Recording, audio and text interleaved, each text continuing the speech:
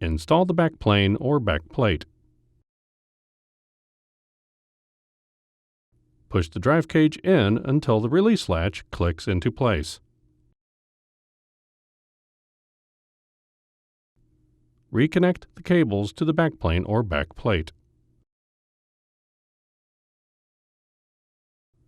Install the system fan.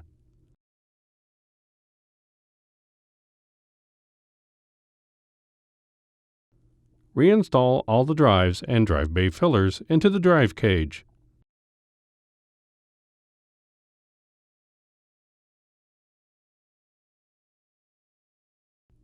Install the front bezel. Install the front cover. And install the server cover.